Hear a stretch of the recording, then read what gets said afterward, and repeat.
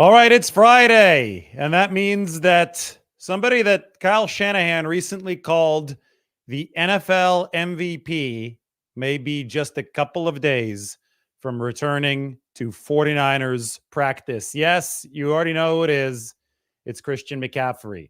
And I just spent the larger part of today putting together a piece up on the San Francisco Standard about how Christian McCaffrey can turbocharge the 49ers offense from good to great with full context, because I think that a lot of people aren't really wrapping their heads around where exactly the 49ers are offensively. And on top of that, they're not wrapping their heads around how much of an impact Christian McCaffrey has had and can have moving forward. Now, obviously, some of this assumes relatively good health for Christian McCaffrey. That's going to be an entire separate discussion that right now, we just don't have the information to fully delve into. We do know that it's Achilles tendonitis.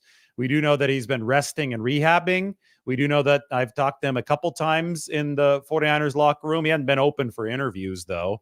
I saw him the other day. He was in great spirits coming out of the locker room after the 49ers beat the Cowboys. And we have heard plenty from the 49ers, from Shanahan, from Lynch, about the timing of McCaffrey's return. It's been a ramp-up process for him.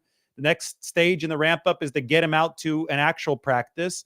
Over the course of this week, potentially even this weekend, Christian McCaffrey has been running simulated practices, which means he's the only one out there on the field. And then he's got some trainers with him. They're testing out the Achilles to see how much he can handle at a fuller speed, closer to practice speed. And if those simulated practices go well, then Christian McCaffrey can return to full-fledged practice with his teammates. The bonus session for the 49ers coming out of the bye week is on Monday. So that's what we know from the health perspective. We just have to, right now, for the sake of our analysis, assume that everything is going to progress according to plan. Of course, it doesn't necessarily have to do that, but assuming that it does progress according to plan, we can analyze what can Christian McCaffrey bring to the 49ers offense. Here's the gist of where the 49ers stand right now. At the bye week, midway point, they are second in yards behind only the Baltimore Ravens, averaging over 400 yards per game, yet they're number 8 in scoring at about 26 points per game. So there's obviously a misalignment there. Second in yards, 8th in scoring. That means that they're leaving points on the table. The main culprit to the 49ers leaving points on the table has been a lack of red zone efficiency. This is from SF Data 49ers. If you are not following SF Data 49ers, you're making a big mistake. It's a new account out there that you absolutely should be following because it's got some good stuff, elite visual representation of the 49ers analytically. The 49ers rank number 22, as you can see I'm here, in red zone efficiency. So we've got red zone trips, 34, red zone touchdown efficiency, red zone field goal percentage. I'm just zooming out so I could make sure that I'm seeing the labels here for every column. So it's touchdown efficiency, field goal percentage, and scoring percentage in the red zone. So it's all going to be added up into a number, points per red zone trip. Touchdown efficiency, 50%. Not great for the 49ers on 34 red zone trips. They've taken more red zone trips than any other team in the NFL. They've scored touchdowns on 17 of those 34 trips. They've scored touchdowns on, 17 of those 34 trips.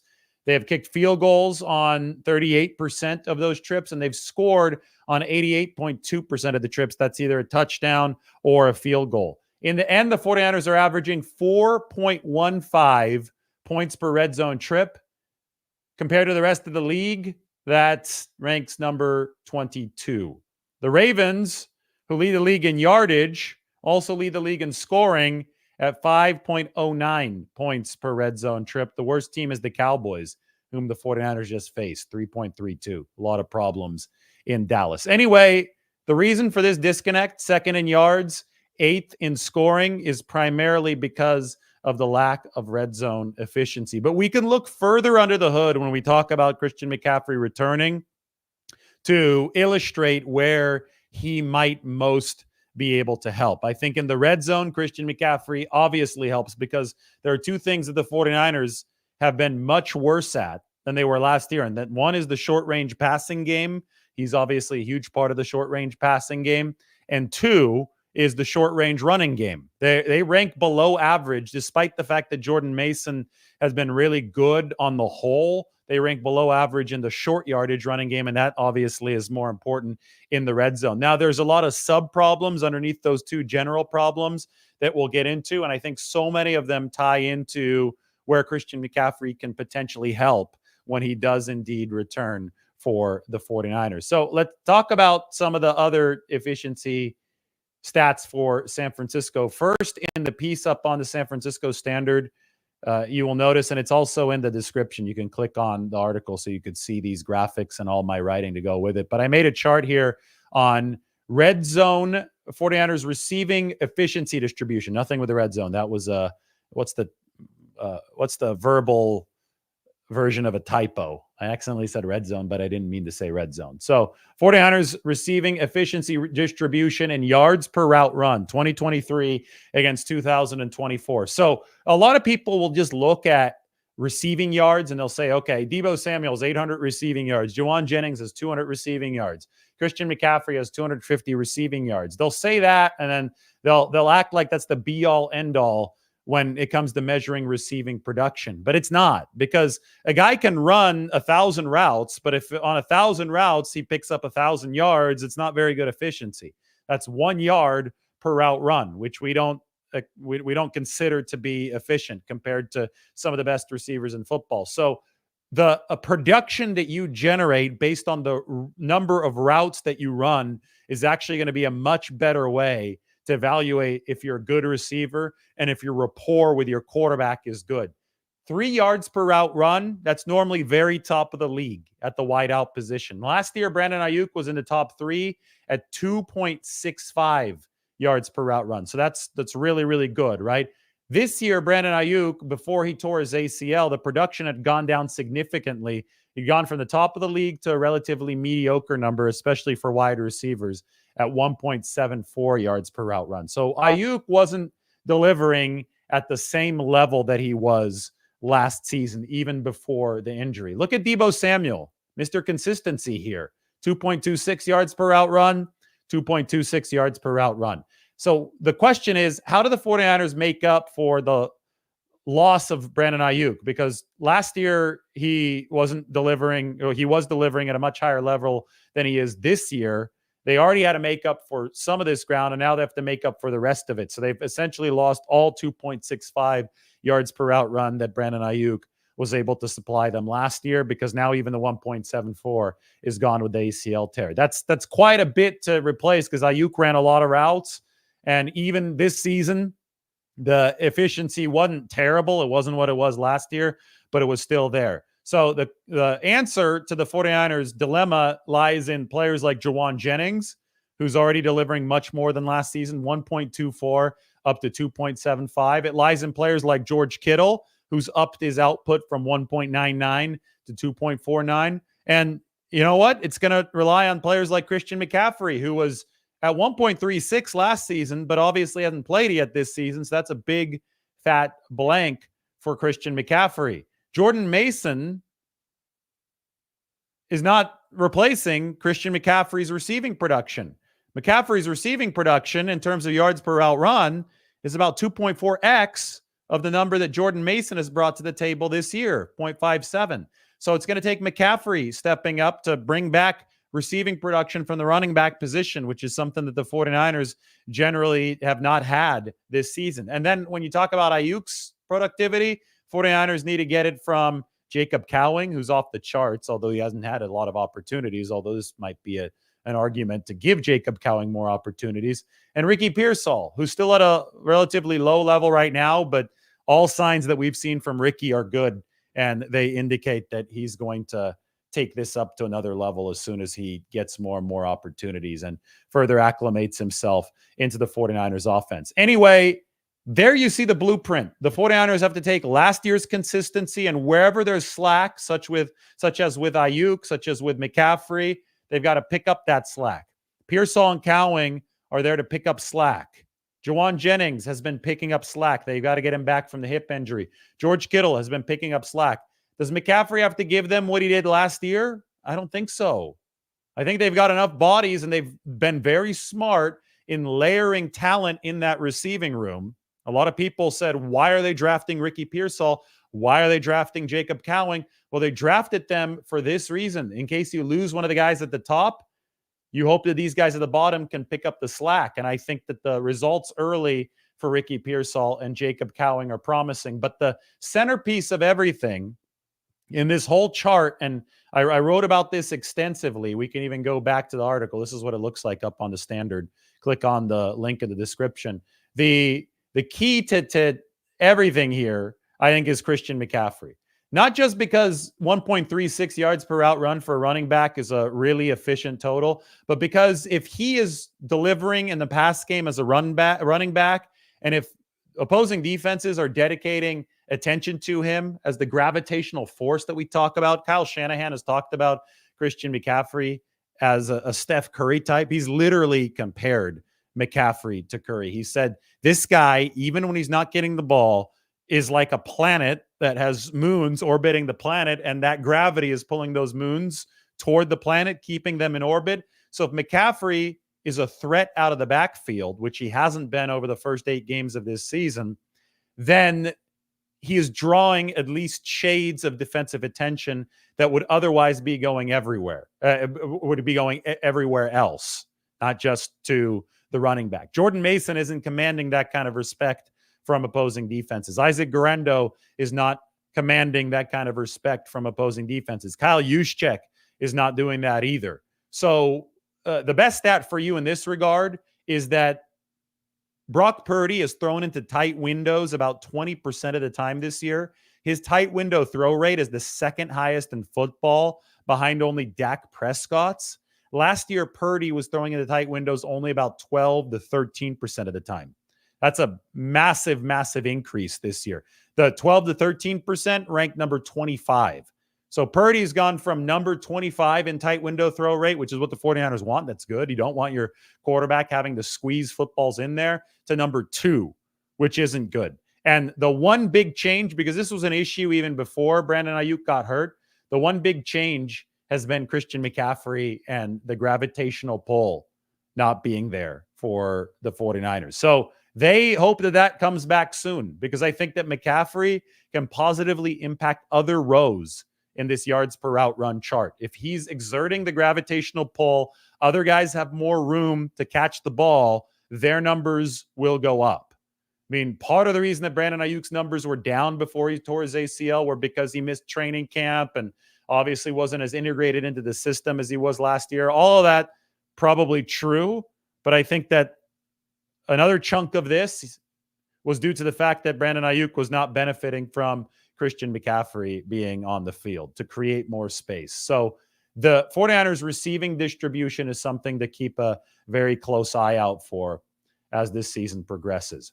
Here's another thing, and this is really, really good news for the 49ers. This is their O-line productivity so far this year. The 49ers offensive line has hands down taken a big, big stride in both pass protection and run blocking since last year. And I'll put the graph back here in a second. I just want to talk straight to the camera right now, because this is something that people were very, very wrong about over the course of the offseason.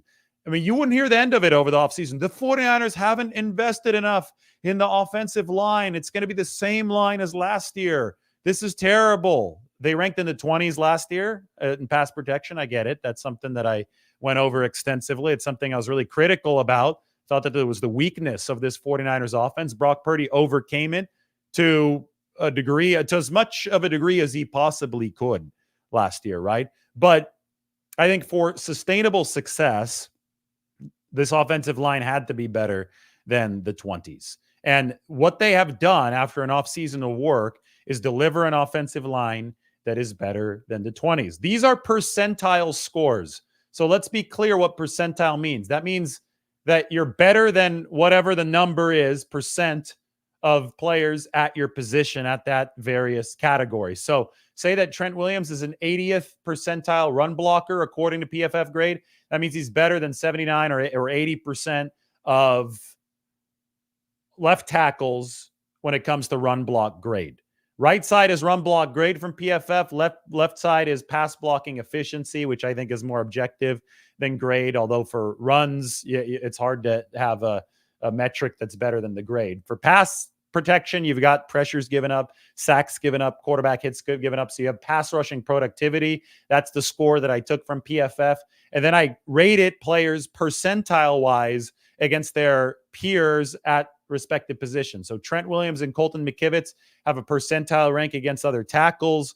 Aaron Banks against other guards alongside Dominic Pooney and Jake Brendel alongside other centers. A percentile rank means that anything over 50 means that player is above average. It means he's a better than over 50% of his peers at a specific position. So last year, Trent Williams was in the 90s. I expect him to return there. He's gotten better every single week for San Francisco, but he's still very good. Even though he missed training camp, he should be fresh down the back half of the season. I think that's significant for Trent Williams. 74 and 80. Aaron Banks, he's, according to this number, is the worst pass protector on this 49ers offensive line. He's better than about 28% of opposing or contemporary guards as far as how they deal with the pass rush and what their pressure let up is. However, Banks is one of the better run blockers. He's one of the better run blockers in the NFL at the 84th percentile. In fact, all 5 49ers starting offensive linemen are positive percentile run blockers, which is really, really important. I could talk a little bit more about that in a bit. As soon as we see that Jake Brendel doesn't get enough credit for how he's playing. Now, one thing about Brendel, this is where people unfairly pile on the players. He wasn't good for the first 2 weeks of the season. He really struggled in pass protection the first 2 weeks of the season. Struggled with his snaps. But social media tends to forget to include relevant details when they try to pile onto a player. I think a relevant detail for Jake Brendel was that he was dealing with knee tendonitis and was limited by that knee tendonitis throughout the course of the offseason. So it made sense that he came out of the gate slowly for the 49ers over weeks 1 and 2. But he has since improved to number 9 in pass blocking efficiency and about number 10 in run block grade percentile. So he is 67th percentile pass blocker and a 64th percentile run blocker, both of those above average for Jake Brendel at center. Dominic Pooney, what a run blocker he's been. We thought that Pooney was going to be a better pass protector than a run blocker, but this shows how quick of a learner he is. 81st percentile run blocker, and Pooney is a 60th percentile pass blocker. Still hasn't given up a sack, but he's given up some pressure. Still better than average. Last year, for comparison, Pooney's spot was filled by Spencer Burford. Burford had a 2 in pass blocking percentile. He's literally 2nd percentile. And Colton McCoy was 4th percentile. There was a 2 and there was a 4 on the right side of the 49ers offensive line. So the fact that this was so low was a massive, massive problem for the 49ers. 2nd and 4th percentile, plus Spencer Burford was not doing a good job relative to what Pooney's doing now, especially run blocking. Colton McCoy was nowhere near as good run blocking. So we've seen the 49ers significantly elevate the right side of their offensive line. McCoy is better than almost a third of tackles. That includes left tackles in pass protection. And he's better than about 70% of tackles in run blocking. Pooney's a stud, 81st percentile, and he's also above average in pass blocking. So the 49ers have created what I like to call an ambidextrous line. They're just as strong run blocking wise on the right side, as you can see in the right column here, as they are on the left side. We've seen them run to the right with much more frequency and much more efficiency now. And we've also seen them pass protect for Brock Purdy better. That sets a very, very important foundation for what the 49ers might be able to do with Christian McCaffrey moving forward. Because we understand that they haven't been great in the red zone. We also understand that they've been called for penalties on 4 touchdown plays. They've lost a lot in terms of expected points due to penalties, calling back touchdowns. It's patently obvious if we look across all these factors, including this stat, which to me is staggering. It's patently obvious that the 49ers are leaving a lot on the table. There's a lot to eat that's still sitting on the table for the 49ers offensively. But the fact that that is actually sitting on the table is a testament to how much potential they have offensively. And that potential starts with Brock Purdy, who's been really good again this year, arguably even better than last year, but it's a team sport. It continues with an offensive line that ranks number 8 in cumulative pass blocking when you look at some of the aggregate measures. Ben Baldwin put up a good one today. So they've gone from the 20s to number 8. It continues with a receiving core that's done a really good job picking up the slack left behind by Brandon Ayuk's injury, by Christian McCaffrey, but hasn't done quite a complete job yet, and they've faced some injuries. And it even extends to Jordan Mason, who's done, I think, a commendable job as he has replaced Christian McCaffrey. He's just not Christian McCaffrey, but he's Jordan Mason, and that's pretty damn good. Look at this. You want to be further to the right and further up on this chart. So rushing yards over expectation per attempt is the x-axis. Mason is, what, 5th? Behind Derrick Henry, Tank Bigsby, Saquon Barkley, and Jahmyr Gibbs. Those are 4 good backs in front of him. Jordan Mason is far out there. He's outside of this pack.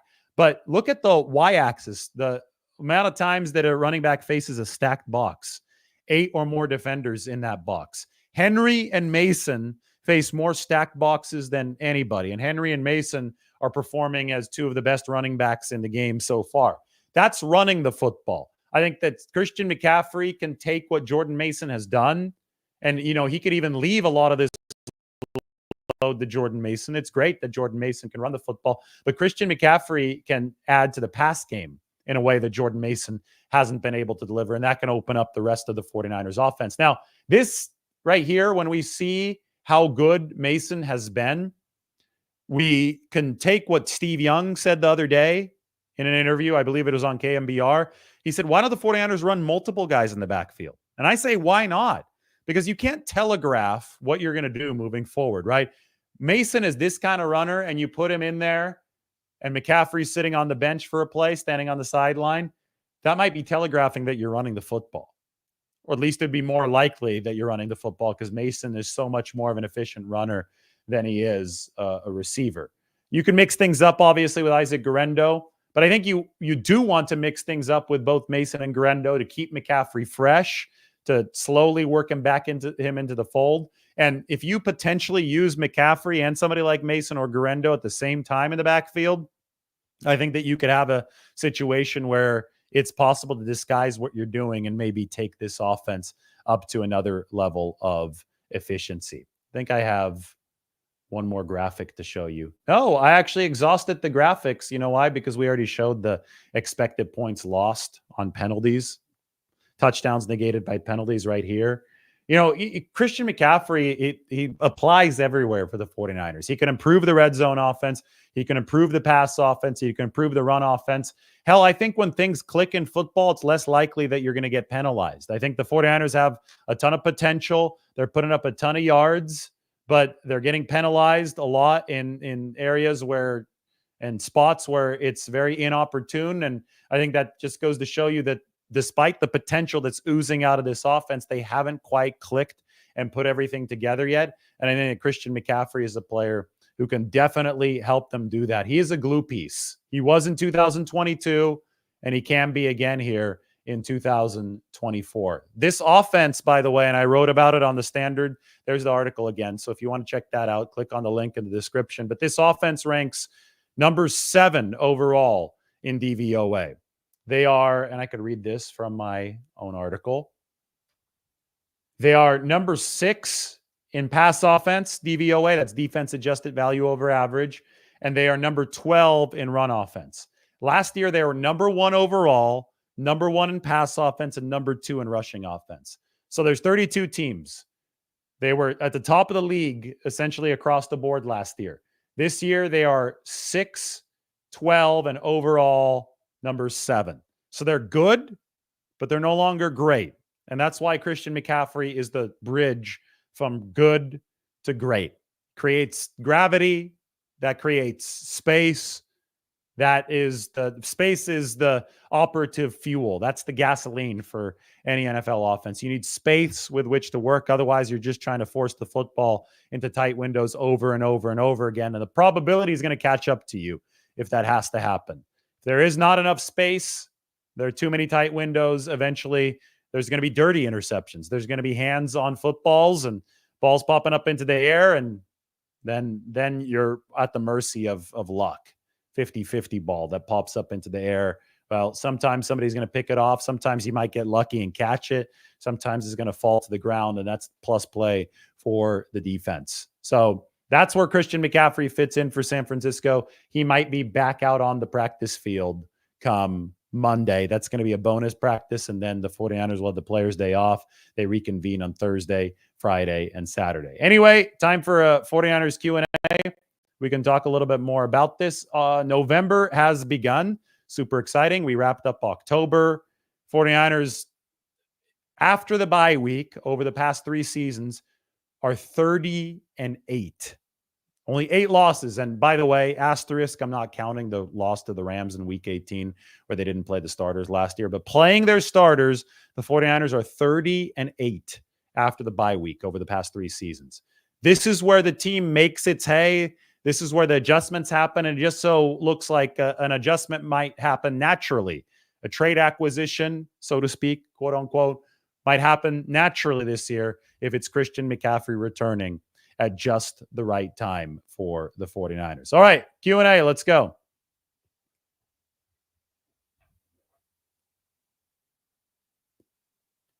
"49er Brian asks, is Feliciano coming back soon? John Feliciano is ready to go. But as I showed you, this 49ers offensive line is performing well. And I'm not so sure that John Feliciano would be able to give the 49ers a major upgrade at any of these spots. I mean, they'd be looking at him at the guard spots, but even Banks, who has struggled with some of the pass protection, has been really good in the run game. So given how the offensive line is playing, the 49ers view John Feliciano as a 6th man. If one of these guys gets hurt, especially on the interior, it's going to be his opportunity to take over. Good luxury for the 49ers to have. Matthew Vega asks, I know that Ward is grieving now following the death of his 1-year-old daughter, Amani Joy. That happened on Monday. Is Charvarius Ward expected to miss any upcoming games? I cannot speak to that because I haven't spoken to Charvarius Ward. It's obviously a bye week. We haven't been in the 49ers facility. I think that it would be absolutely understandable if Charvarius Ward had to miss some time after this. And I think the 49ers would be fully supportive of him if he did need to do that. So I think it's important for us to not speculate at this time. This was obviously a tragic situation. It's a gut-wrenching situation. John Lynch spoke on KMBR yesterday. He said that it has shaken the 49ers organization. The locker room has been fantastic for San Francisco ever since Lynch and Shanahan took over.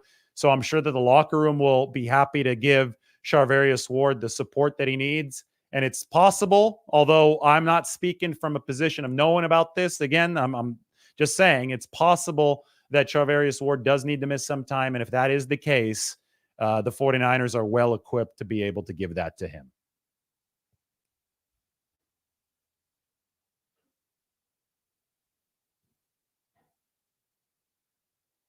Yes, it is. It is bigger than football, as some of these comments are saying. Appreciate you, Raymond. Thank you. Got a nice comment here from Raymond. A lot of you on this Friday evening, I guess Friday happy hour. I'm in Central Time Zone right now over the bye week. So for me, it's the evening. It's dark outside already. It's 6:30. Guess what? We have a longer weekend coming up, but also shorter days coming up as part of that. Daylight savings time is ending. I don't like that. Some of you might like it, but it's going to be getting dark early. It's going to mean tougher times for driverless rides on those Waymos in the city. I'm going to have to rush back up to the city just to get sunset happening. Now, the car runs at night too, but can't see as much. So I know some people, tell me if you like daylight savings time. If you like it, give me a thumbs up. If you don't like daylight savings time and you're going to be happy this weekend when it ends, you can give me a thumbs down over in the comment section. This is, I want an informal poll. I don't like it. Like, I'll post, well, if I could post an emoji with my keyboard, I don't know how to do that. I'll post a thumbs up because I like daylight savings time. I'm going to go thumbs. So I think people are confused. I'm getting a lot of thumbs downs. If you like daylight savings time, then go thumbs up. If you like the way it is now before the time changes. See, I'm commenting right now with the thumbs up.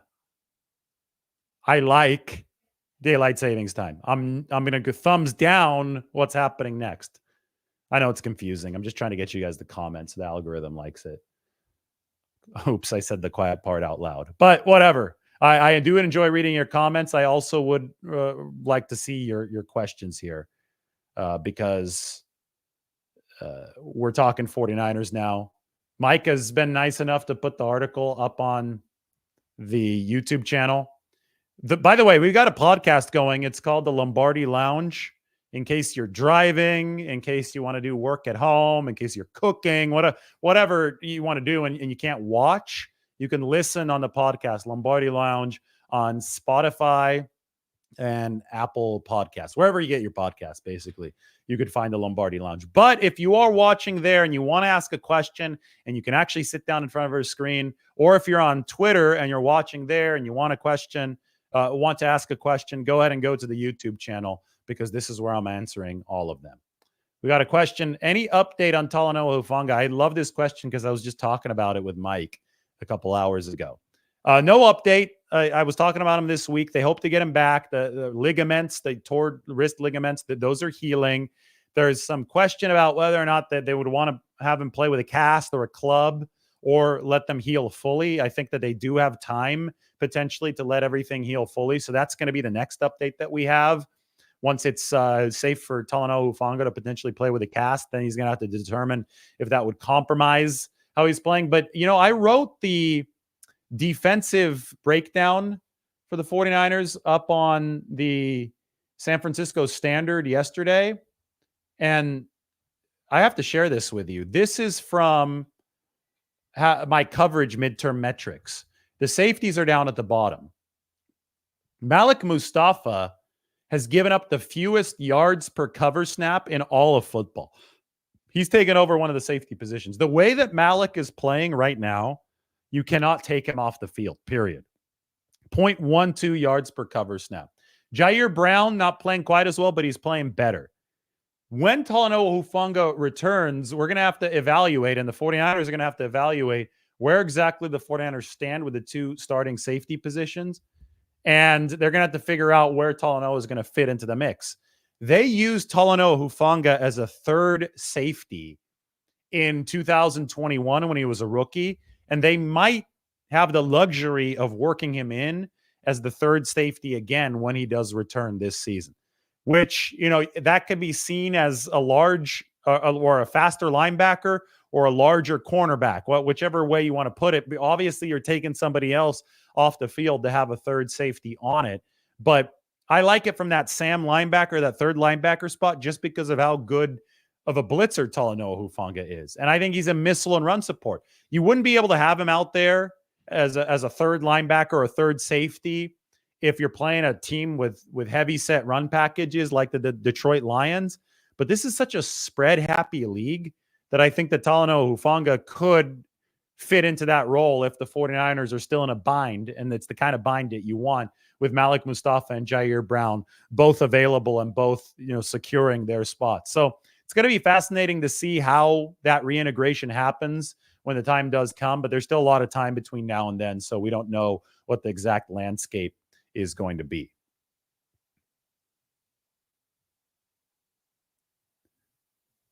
Steve says that Hufanga has not played well since he got injured. He's hardly played since he got injured. He tore his ACL, then he came back, and then he hurt his wrist. He played like a game, right? He's barely played, so I don't think that's fair to Talanoa Hufanga. I think he needs some time of actual health, actual ramp up to be able to show where he's at, because so far he hasn't had that opportunity since tearing his ACL about a year ago. It was November of 2023.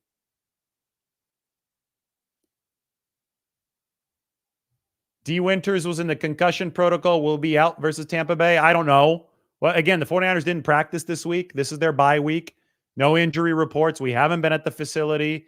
We'll check back in on all of that this next week to see where D. Winters is as far as the concussion protocol. Mike is steering this conversation back to Christian McCaffrey. Is CMC's running or catching ability the biggest thing the 49ers are missing? Well, running-wise, they are running the football in between the 20s well. Like, this is Mason. Really nice, right? He's in the upper right. This is where you want him to be. But they're not running as well in short yardage. And I think they're missing Christian McCaffrey there for sure. Not running the ball as well in the red zone. Missing Christian McCaffrey for sure.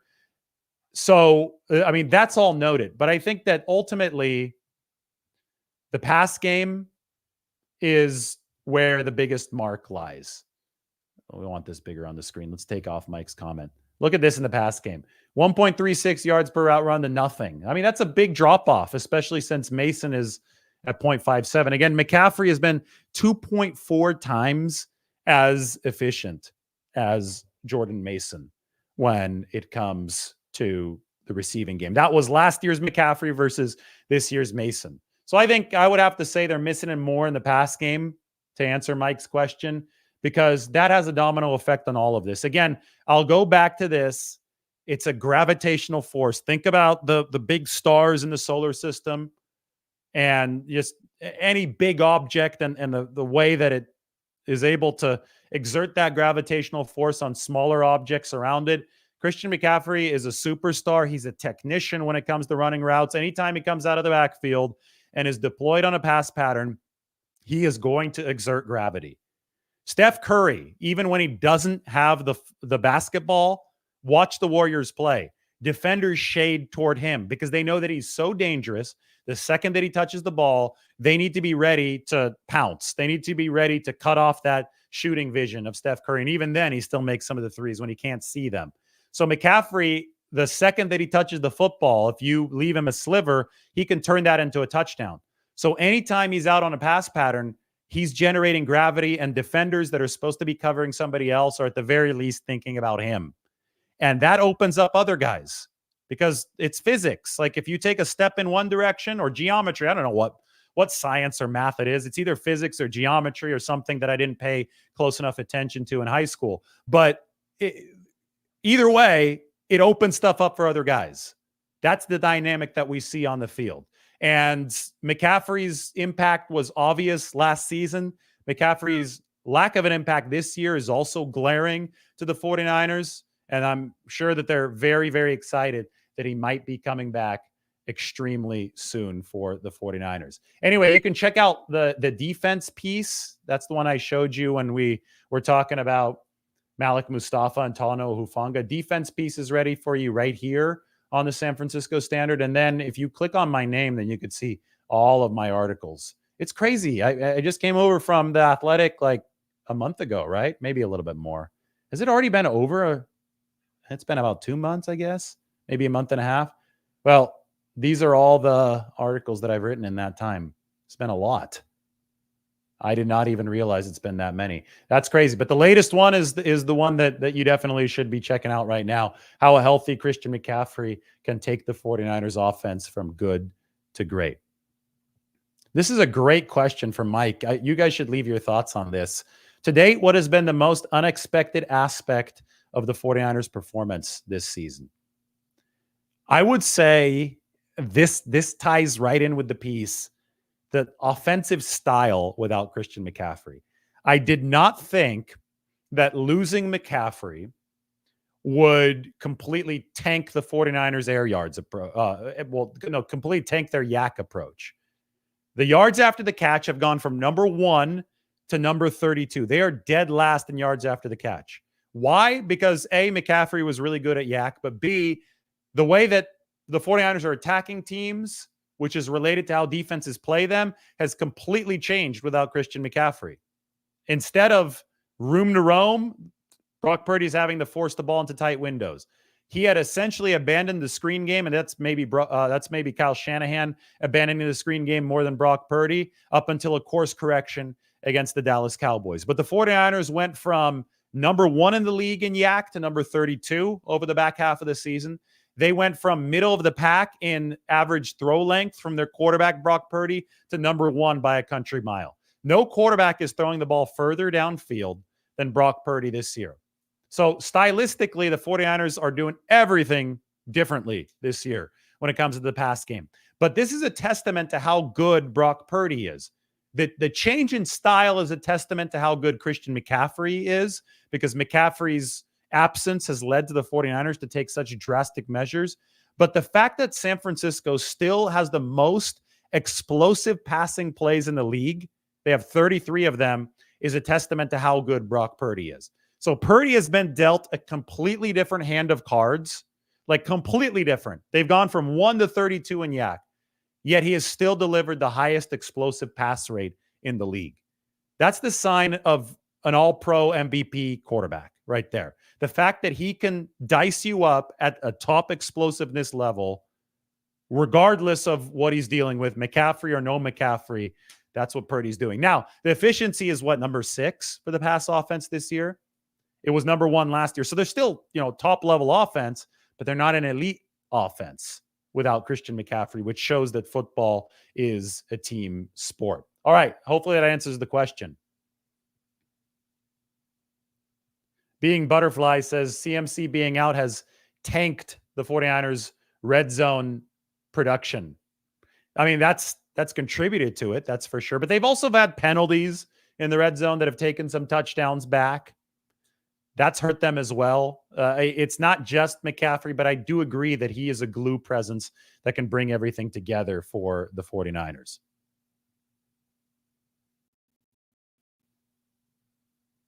Has Dre Greenlaw been around the facility? Yeah, I talk to Dre quite often. He is shooting baskets on the hoop in the locker room quite frequently. So I think that Dre is doing very well physically. But you have to remember that he tore his Achilles in the Super Bowl, which is the very last possible time to tear your Achilles last season. So this is the kind of stuff that even if somebody tears it early in a season, sometimes they don't make it back for the next one. So he's on track to be back, and he's been very involved around the team facility. He's been walking around the practice field, not practicing, obviously. But the 49ers are giving him as much time as he needs, and they're slow playing this because they're still in good position. They haven't needed Christian McCaffrey or Dre Greenlaw to stay afloat. But they will need Christian McCaffrey to take it to another level, to take this into run mode. Like you've treaded water for long enough if you're the 49ers. Now it's time to go on a damn run. With Dre Greenlaw, I mean, I don't think you expect as much from him because he literally ruptured his Achilles. But that also is something that could help San Francisco. Look, we can go back to... Let's go back to the defense article. I think coverage-wise, the biggest hole for the 49ers that is in the linebacker room outside of Fred Warner. I'm circling it with my cursor here. Look at the ratings allowed and the yards per cover snap allowed at the linebacker position. Winters has been in and out of the lineup. He's only covered on 44 snaps. Same thing with Flanagan Foles. Can't look too closely at those two. But at Warner, a ton of coverage snaps.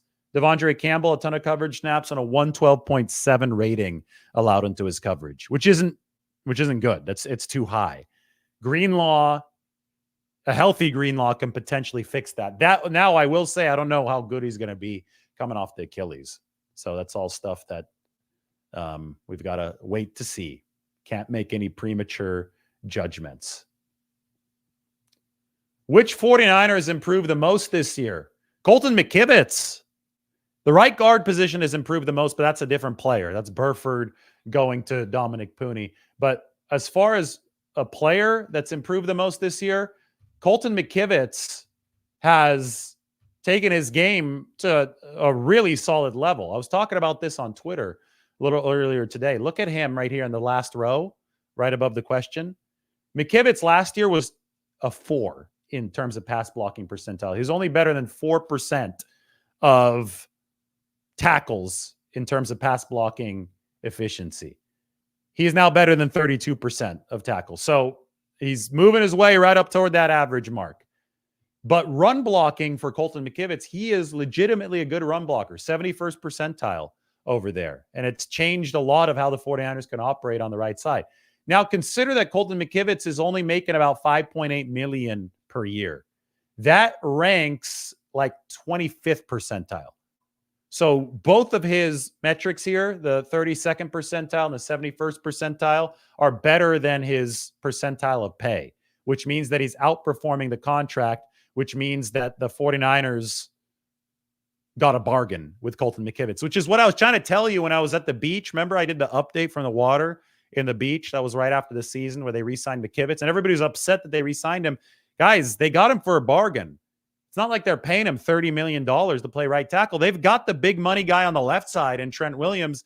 They have to find a place to play some money ball to get some efficiency out of this, and they did it on the right side with Colton McKivitz. And everybody was yelling and screaming that they re-signed a bargain rate tackle. Well, now he's actually playing at bargain ability. Like he is a good bargain for the 49ers at right tackle.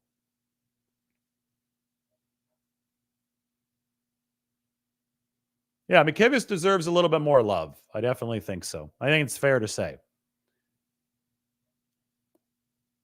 They're paying Colton McKivitz as a backup tackle, and he's playing better than a lot of tackles in the league, I think. And in terms of run blocking, better than most of them in the league. And Juan makes a great point right here. McKivitz has improved significantly. Pooney has helped him. It is a team sport. So if Dominic Pooney is lining up next to Colton McKivitz, that helps the right tackle. Right guard helps right tackle. Right guard helps center. Center helps everybody. I mean, it's all tied together up front. Absolutely. Great point, Juan.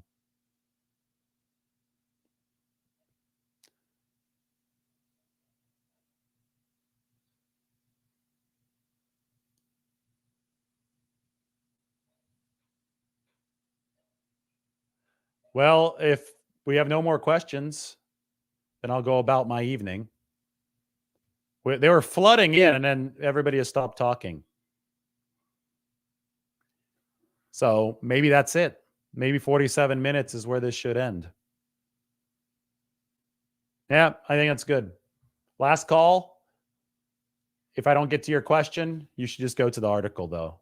47 minutes seems just about right. That is it. How a healthy Christian McCaffrey can take the 49ers offense from good to great. Go check it out. San Francisco Standard, link in the description of the YouTube channel. Hit that sub button, hit the like button, leave your comment. You can let me know if you like daylight savings time or not. We'll talk to you later.